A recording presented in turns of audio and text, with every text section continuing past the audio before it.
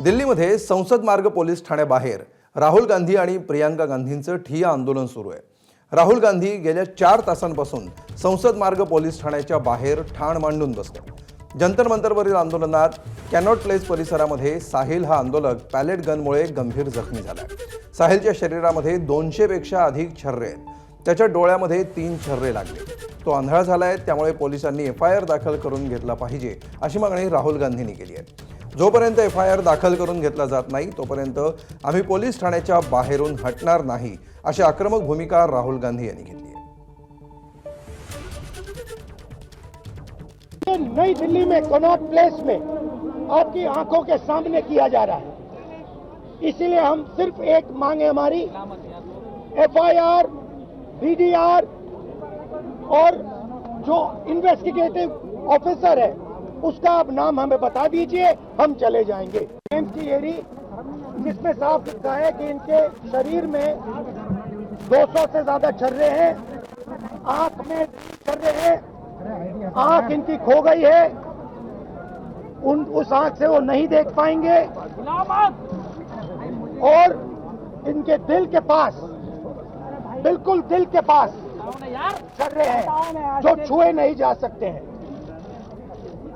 Delhi police ने कहा कि हमने छर्रे नहीं चलाए, तो एक ही सवाल है, अगर आपने नहीं चलाए तो किसी ने तो ये छर्रे चलाए होंगे। हम सिर्फ ये कह रहे हैं कि FIR दर्ज कीजिए। आणि याविषयी अधिक माहिती घेऊया, आमचे प्रतिनिधी सोमेश कोलगे सध्या आपल्या सोबत आहे। सोमेश, राहुल गांधी गेल्या 4 तासांपासून हे आंदोलन करतायत।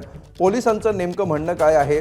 राहुल गांधींची जी मागणी आहे ती पोलिसांकडून का मान्य होत नाहीये? काय नेमकी कारण आहे? अमोल, आता आपण पाहू शकतो इथे गेल्या अनेक तासांपासून राहुल गांधी, प्रियांका गांधी आंदोलन करतायत आणि अजूनही आता थोड्या वेळापूर्वी प्रियांका गांधी या DCP कार्यालयामध्ये गेल्या होत्या आणि त्यानंतर पुन्हा तिथून त्या बाहेर आलेल्या आहेत। काही इथे वकील आलेले होते, त्या वकिलांकडून काही पत्र तयार करण्याचा प्रयत्न सुरू होता आणि राहुल गांधी इथे थांबलेले आहेत। त्यांची मागणी आहे की FIR दाखल केला गेला पाहिजे पॅलेट गनच्या वापराबद्दल। आता या सगळ्यामध्ये कालच सर्वोच्च न्यायालयाने देखील एक समिती स्थापन केली आहे या संपूर्ण हिंसाचारासंदर्भातला तपास करण्यासाठी माजी न्यायमूर्तींच्या अध्यक्षतेखाली।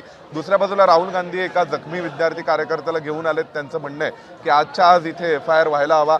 हा कुठल्याही प्रकारचा पूर्वनियोजित असा कार्यक्रम नव्हता। काँग्रेसची एक बैठक व्हायची होती इंदिरा भवनमध्ये आणि राहुल गांधी हे तिथे जाणार होते, परंतु त्या जाण्यापूर्वी त्यांनी अचानक आपला मोर्चा वळवला, तो थेट संसद मार्ग पोलीस ठाण्याकडे, जिथे पोलीस उपायुक्तांचं कार्यालय सुद्धा आहे आणि इथे आता गुन्हा दाखल केला गेला पाहिजे पॅलेट गनच्या वापराबद्दलचा, असा आग्रह इथे राहुल गांधींकडून सुरू आहे। आणि पोलिसांकडून मात्र या संदर्भामध्ये त्यांच्यासोबत चर्चा झालेली आहे। राहुल गांधींनी अजूनपर्यंत हे जाहीर केलेलं नाही की त्यांची पोलिसांसोबत चर्चा काय झाली किंवा पोलिसांची भूमिका काय आहे, ती देखील अजूनपर्यंत स्पष्ट झालेली नाही आहे। परंतु राहुल गांधींची जी मागणी आहे की पॅलेट गनच्या वापराबद्दलचा FIR दाखल केला जावा आणि त्यांनी सोबत एका विद्यार्थी कार्यकर्त्याला आणलेलं आहे। त्याचं म्हणणं आहे की ज्यावेळी जंतर मंतरवरील मोर्चामध्ये तो सहभागी झाला होता तेव्हा पॅलेट गनचा वापर केला गेला आणि त्यामुळे तो जखमी झालेला होता। त्याचे काही मेडिकल रिपोर्ट्सही त्यांनी सोबत आणलेत आणि त्यांचं म्हणणं आहे की आत्ताच्या आत्ता इथे FIR व्हायला हवा आणि हा FIR करून नंतरच आम्ही इथून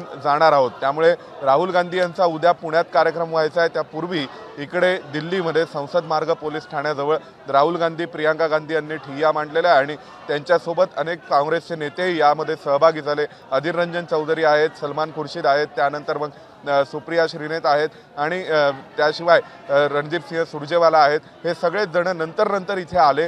जे पोहोचू शकले ते आता संसद मार्ग पोलीस ठाण्यामध्ये आहेत। जयराम रमेशही नंतर पोहोचले। राहुल गांधींनी थेट आपला मोर्चा इथे वळवला अचानकपणे आणि ते आता पोलीस ठाण्याबाहेर आंदोलन करतात। त्यांचं म्हणणं आहे की इथे FIR दाखल झाला पाहिजे। जोपर्यंत FIR दाखल होत नाही तोपर्यंत आम्ही हे ठिकाण सोडून जाणार नाही। निश्चितपणे पोलिसांची भूमिका समोर येणं आता आवश्यक आहे, त्याकडे सगळ्यांचं लक्ष असेल। तूर्त धन्यवाद सोमेश या सविस्तर माहितीबद्दल।